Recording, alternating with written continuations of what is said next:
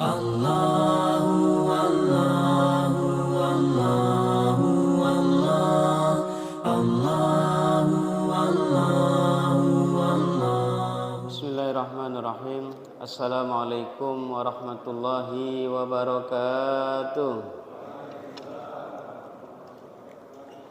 Apa kabar Bapak Ibu? Sehat gala-gala? Mudik kemarin, apa tidak?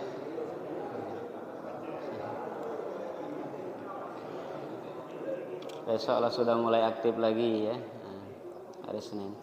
Alhamdulillah wassalatu wassalamu ala Rasulillah wa ala alihi wa ashabihi wa mawala. Rabbi shrah li sadri wa yassir li amri wahlul 'uqdatam min lisani yafqahu qawli. Allahumma la ilma lana illa ma 'allamtana innaka antal alimul hakim. Kita bersyukur kepada Allah SWT dengan lisan kita mengucapkan alhamdulillah, diikuti dengan amal perbuatan dan juga diikuti dengan tentunya ketakwaan kepada Allah Subhanahu wa taala. Karena Allah SWT berfirman dalam ayat suci Al-Qur'an yang berbunyi, A'udzubillahi minasyaitonirrajim. Bismillahirrahmanirrahim. Ya ayyuhalladzina amanu taqullaha haqqa tuqatih wa la tamutunna illa wa antum muslimun. Wahai orang-orang yang beriman, bertakwalah kepada Allah dengan sebenar-benar takwa. Janganlah kamu mati kecuali dalam keadaan seorang muslim yang berserah diri. Dalam ayat ini ada 3 hal yang kita perlu garis bawahi, 3 hal yang bisa kita ambil pelajaran. Bahwa yang pertama, untuk menjadi orang baik, untuk menjadi orang yang dicintai oleh Allah, yang pertama adalah beriman. Ya ayyuhalladzina amanu, wahai orang-orang yang beriman. Jadi keimanan yang harus kita garis bawahi di sini, yang perlu kita perhatikan. Iman artinya apa? Percaya. Iman artinya percaya. Kemudian yang kedua adalah ittaqullah, bertakwa kepada Allah. Jadi yang kedua adalah takwa. Kemudian wala tamutunna illa wa antum muslimun. Kata-kata muslim di sini artinya berserah diri kepada Allah. Jadi iman, takwa dan tawakal, berserah diri. Orang apabila sudah percaya, maka dia akan takut, karena takwa artinya takut, dan akhirnya berserah diri. Contoh misalkan kita diberitahu oleh dokter bahwasanya kita punya penyakit apa misalkan. Kemudian kita percaya dengan ucapan dokter itu, yakin dengan ucapan dokter itu. Kemudian kita akan minum obat ya, ataupun melakukan apa yang dia perintahkan. Misalkan apa yang disuruhnya atau apa yang dilarangnya, ada obat yang harus diminum, ada makanan-makanan yang harus dihindari misalkan. Itu berangkat dari kita percaya dulu, kita yakin apa yang disampaikan dokter itu masuk akal istilahnya. Kemudian kita takut kalau misalkan dilanggar, penyakitnya tambah parah. Maka kita dalam hal ini bertakwa, artinya kita timbul rasa takut, lalu mengikuti perintah dan mengikuti apa yang dilarang. Kemudian yang berikutnya wala tamutunna illa wa antum muslimun, berserah diri. Ya, sudah yakin mengikuti perintah, meninggalkan larangan, berserah diri kepada Allah. Berserah diri, sudah minum obat, sudah meninggalkan makanan-makanan yang dipantangkan atau dilarang, maka kita berserah diri kepada Allah SWT. Nah, inilah kunci daripada kebahagiaan dalam ayat ini. Contoh lain misalkan, dari kunci keimanan ataupun kunci kebahagiaan tadi. Pertama adalah kita yakin, misalkan mau berpergian supaya tidak ditilang polisi, kita membawa menyurat terlebih dahulu ya, kemudian bismillah, baca ayatul kursi ya, kemudian ada rasa yakin di dalam hati kita, di dalam perjalanan kita surat-suratnya lengkap, kemudian safety-nya, helmnya dan lain sebagainya ada, dan bertawakal kepada Allah SWT. Kenapa kita melakukan itu? Karena kita yakin dalam perjalanan itu mungkin nanti ada ada pemeriksaan dan lain sebagainya. Kemudian kita yakin apa yang dilakukan itu untuk keselamatan. Kita bawa helm untuk keselamatan misalkan. Kemudian kita bawa bekal dan kita siapkan surat menyuratnya selama di perjalanan biar tenang. Nah, maka di perjalanan kita berserah diri kepada Allah SWT. Jadi itu kira-kira makna daripada ayat ini. Jadi kita yakin kepada Allah, dari yakin itu timbul takut, rasa takut. Kemudian diikuti apa yang diperintahkan dan apa yang dilarang ditinggalkan, lalu berserah diri kepada Allah SWT. Itu insya Allah kalau dilakukan, ya insya Allah kita akan selamat dunia dan akhirat. Hadirin wal hadirat yang dimuliakan Allah SWT, karena kita tahu bahwasanya dunia ini bukanlah tempat yang sebenarnya kita tinggal, ya, karena dunia ini yang sebenarnya adalah tempat kita meninggal. Kemudian sekarang kita memang berada di atas tanah, tapi suatu saat tumpukan tanah yang berada di atas kita. Sekarang dunia ini nyata, apa yang kita pegang, kita sentuh, ini nyata. Akhirat masih cerita, akhirat masih bayang-bayang bagi kita. Tapi kalau kita sudah meninggal, terbalik. Akhiratlah yang nyata, yang dunia tinggal cerita. Tidak ada yang suatu yang pasti di dunia ini kecuali kematian yang paling pasti. Tinggal lagi kita tidak tahu kapan, di mana, dengan cara apa. Kalau jadi presiden belum tentu jadi bupati, wali kota, gubernur belum tentu jadi camat yang paling pasti, yaitu calon mati. Nah itu. Kalau kita ingin berbuat baik, ingin menjadi orang baik, jangan tunggu nanti, agak keburu mati. Tidak. Jangan tunggu kapan-kapan baru nak taubat, baru nak berbuat baik. Jangan tunggu kapan-kapan, agak keburu dipakaikan kain kapan. Berapa banyak orang yang pengen buat rumahnya belum selesai dia lah duluan. Ada yang kepengen beli mobil mewah, belum terbelilah duluan. Bahkan ada kejadian sering kami pernah terjadi, besoknya kepengen nikah, malamnya dia ninggal. Kadang-kadang pengantinnya ninggal, kadang-kadang wong tuanya ninggal. Berapa kali kita nikahkan di samping jenazah waktu masih jadi Pak KUA terdahulu. Hadirin wal hadirat yang dimuliakan Allah SWT, kadang-kadang kita bisa mengarahkan orang lain, bisa menasihati orang lain. Padahal yang paling penting kita bisa menasihati diri kita dulu sebenarnya. Karena diri kita ini kadang-kadang tidak cocok dengan yang kita inginkan. Ya, kepengen baik tapi kenyataannya kadang-kadang berbuat menyimpang. Nah ini, jadi nafsu dalam diri kita juga penting untuk kita arahkan kepada yang lebih baik.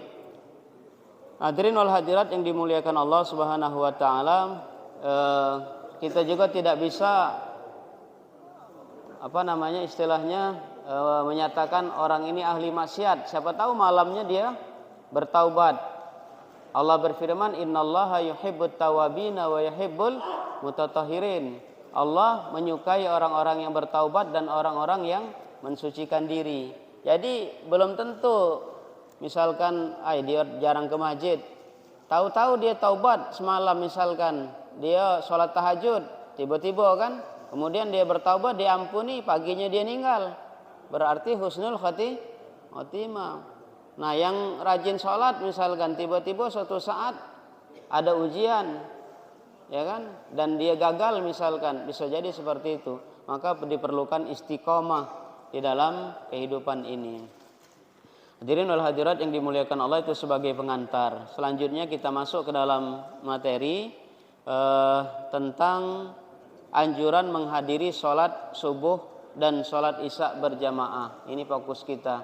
Tadi supaya kita mendapatkan nilai takwa kepada Allah SWT, ya. Ada keyakinan dan timbul rasa takut, rasa takwa, sehingga kita bergegas untuk mengikuti perintah-perintah Allah, mengambil hal-hal yang bermanfaat, yang berfaedah. Biasanya kalau dalam hal ibadah ada yang wajib, kemudian yang wajib itu diikuti oleh yang berikutnya yang membawa keutamaan-keutamaan. Contoh misalkan kita puasa Ramadan. Puasa Ramadan itu berapa bulan? Sebulan ya. Lebih kurang 30 hari. Kemarin ada yang 30, ada yang 29 enggak di sini? Nah, kalau yang Muhammadiyah kemarin lengkap 30 karena mulainya dari hari Sabtu. Kalau yang NU dan biasanya pemerintah mengikuti itu, 29 kemarin karena dimulai dari tanggal 3 hari Minggu, hari Ahad. Nah, untung beda kata yang 28. Untung be. Ya, untung beda 28. Karena kalau 28 tidak masuk rumus. Yang masuk rumus itu 29 atau 30 dilengkapi. Ini dalam sejarah Nabi tidak pernah puasa 28 itu. 29 kalau seandainya sudah melihat hilal, kalau belum melihat dilengkapkan menjadi 1 bulan. Nah, 1 bulan itu pahalanya berapa? Minimal kan satu kebaikan dilipat gandakan 10 minimal. Jadi 30 kali 10. Jadi berapa itu? 30 hari ya, dikali 10 kebaikan. Anggaplah puasa sehari itu sama dengan puasa 10 hari.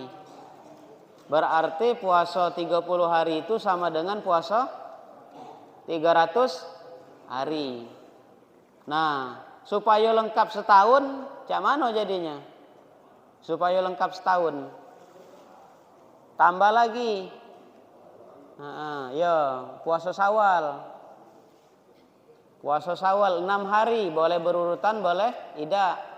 Yang paling afdol sebenarnya, yang paling afdol habis puasa Ramadan, tapi jangan tanggal 1. Tanggal 1 kan tidak boleh, haram. Yang paling afdol tanggal 2-nya langsunglah puasa. 2, 3, 4, 5, 6. Yang paling afdol itu. Ya, jadi langsung dia itu diikuti. Nah, jadi puasa Syawal itu afdolnya dari tanggal 2 langsung berurutan. Afdolnya berurutan, afdolnya. Tapi kan hukumnya sunnah. Sunnah itu apabila dikerjakan dapat pahala, apabila ditinggalkan, ibu-ibu, kalau puasa sunnah tidak dikerjakan tidak apa-apa ya. Tapi rugi, wong dapat pahala banyak, kita dikit. Jadi walaupun tidak diberikan sanksi ataupun dosa, namun kita rugi. Nah, jadi 6 hari kali 10. 6 kali 10 berapa? 60. 6 hari kita puasa di bulan Syawal ini kali 10 kebaikan, atau dilipat gandakan menjadi 10 hari setiap harinya. 6 kali 10 60. Yang sebelumnya puasa Ramadan 300 ditambah dengan 60 jadi 360. Setahun ada berapa hari? Setahun ada berapa hari? 360. Yang sebulan tadi sama dengan berapa bulan? Sama dengan 10 bulan kan? Yang puasa Ramadan tadi kan sebulan. Karena dilipat gandakan setiap harinya 10, jadi 10 bulan. 300 hari. Berapa bulan? Jadi lebih kurang 10 bulan. Ditambah dengan 6 hari tadi, lebih kurang 2 bulan. 10 tambah 2 bulan, jadi setahun. Nah ini, jadi yang wajib tadi itu selalu ada lanjutannya. Nah, kita disuruh cerdas-cerdas oleh Nabi. Apabila mengerjakan suatu kebaikan, carilah yang keutamaan-keutamaannya. Jadi kalau kita puasa sebulan di bulan suci Ramadan, ditambah 6 hari di bulan Syawal, maka sama dengan puasa setahun penuh. Hadisnya sahih itu. Hadis riwayat Muslim yang berbunyi, "Man shoma Ramadhana summa atba'ahu sittan min Syawali kana kasyamid dahri." Barang siapa yang berpuasa di bulan suci Ramadan ditambah 6 hari di bulan Syawal, maka hitungan pahalanya itu sama dengan setahun penuh. Bapak Ibu sanggup tidak puasa setahun? Ibu-ibu sanggup tidak puasa setahun? Belum lagi ada haid, datang bulan, ya. Belum lagi ada mungkin melahirkan, menyusui dan lain sebagainya. Mana mungkin ibu-ibu bisa setahun penuh, apalagi masih muda. Nah, ini kan. Nah, bagaimana ibu-ibu bisa puasa setahun? Tadi apa? Caranya? Puasa Ramadan ditambah dengan keutamaan puasa Syawal. Nah, itu juga dengan sholat Isya berjamaah. Dengan sholat subuh berjamaah itu ada keutamaan yang mengikutinya. Kalau puasa Ramadan tadi keutamaan yang mengikutinya puasa Syawal. Nah, kalau sholat Isya dengan sholat subuh berjamaah itu yang mengikuti keutamaannya sama dengan sholat tahajud semalaman. Ibu-ibu sanggup tak bu? Sholat Isya berjamaah sampai subuh. Dari sholat Isya itu tidak balik, langsung ba'diyah, langsung sholat tahajud terus ya sampai subuh. Sanggup tak? Nah, setiap malam sanggup tak? Nah, kalau tidak sanggup, cari keutamaannya. Barang siapa yang sholat Isya berjamaah sama dengan sholat setengah malam. Barang siapa yang ditambah dengan sholat subuh berjamaah sama dengan sholat setengah malam lagi. Jadi sholat Isya berjamaah dengan sholat subuh berjamaah sama baik. Bapak ibu boleh galau. Kecuali ibu kalau tidak diizinkan suami ke masjid di rumah baik. Tapi kalau lah tak kati uzur lagi, suami ngajak, anak lah besak galau, ya kati lagi yang kecil, suami ngajak, lemak lah melok ke masjid. Ya kan, pacak dengar ceramah, pacak dapat keutamaan tadi. Ya kan? Kecuali kalau masih gadis, timbul fitnah dan lain sebagainya, itu suasana tidak aman, cak di Texas misalkan. Nah ini tidak, di sini aman. Di sekitar Masjid Muhajirin ini aman. Ya suami ngajak ke masjid, silakan. Atau orang tua ngajak ke masjid. Nah ini hadisnya. An Utsman bin Affan qala sami'tu Rasulullah SAW yaqul man shallal isya'a fi jama'atin faka'annama qama nisfal lail. Wa man shalla subha fi jama'atin faka'annama shallal laila kullahu, rawahu Muslim. Yang artinya dari sahabat Rasulullah Utsman bin Affan radhiyallahu an, beliau berkata, aku pernah mendengar Rasulullah SAW bersabda, barang siapa yang melaksanakan sholat Isya berjamaah, tapi tidak kata kata-kata masjid di sini. Disebutkan di sini barang siapa yang melaksanakan sholat Isya berjamaah, artinya kadang-kadang kita lagi tidak pacak di masjid, ya kan, bisa dilanggar. Jangan sholatnya yang dilanggar, tempatnya yang dilanggar. Ya atau mungkin di rumah, kalau memang terhalangi untuk sholat berjamaah di masjid, makanya di hadis ini tidak disebutkan harus berjamaah di masjid. Ya kan? Karena bisa di mushola, di yang lain. Barang siapa yang melaksanakan sholat Isya berjamaah, maka seolah dia melaksanakan sholat setengah malam. Nah makanya kemarin waktu kita 10 malam terakhir bulan Ramadan itu kepengen dapat Lailatul Qadar, minimal sholat Isya berjamaah, minimal itu. Ditambah dengan subuh berjemaah, jadi seolah-olah kita itu hidupkan semalaman penuh. Nah inilah kataku tadi keutamaan tadi, jadi keutamaan mengikuti. Nah ini Kemudian lanjutannya, dan barang siapa melaksanakan sholat subuh berjamaah, maka seolah ia melaksanakan sholat semalaman penuh. Nah, kalau di hadis ini sholat subuhnya itu lebih tinggi. Jadi sholat subuh berjamaah itu sama dengan sholat semalaman penuh. Artinya kalau isya-nya berhalangan berjamaah, minimal subuhnya jangan tinggal. Kalau sholat isya kadang-kadang masih banyak alasan. Ada tamu lah, pegawainya telat balik lah. Nah subuh ini apa dia alasannya? Aku nak nanya subuh.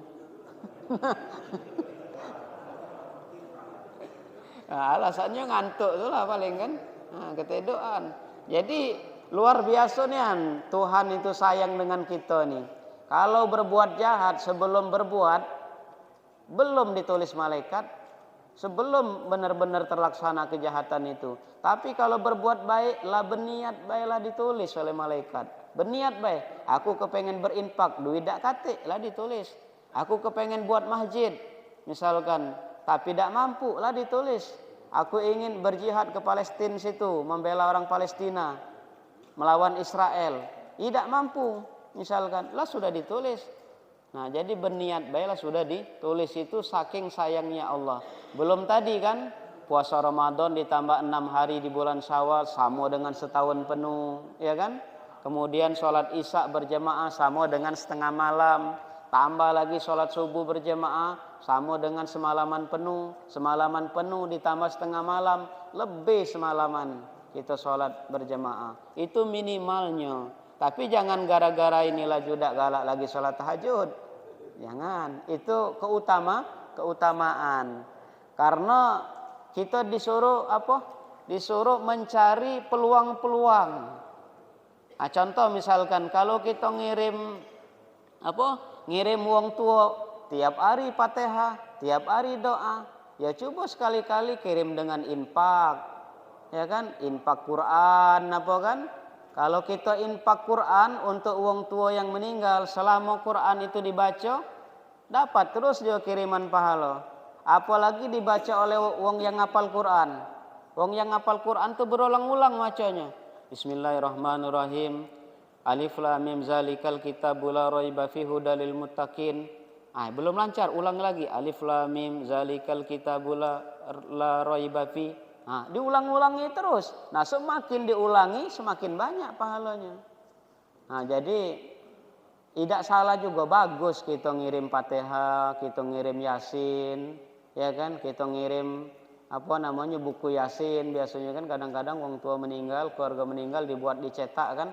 Bagus juga itu tuh. Tapi maksud aku jangan tiap hari Fatihah. Nah, anakku ini Fatihah terus tiap hari.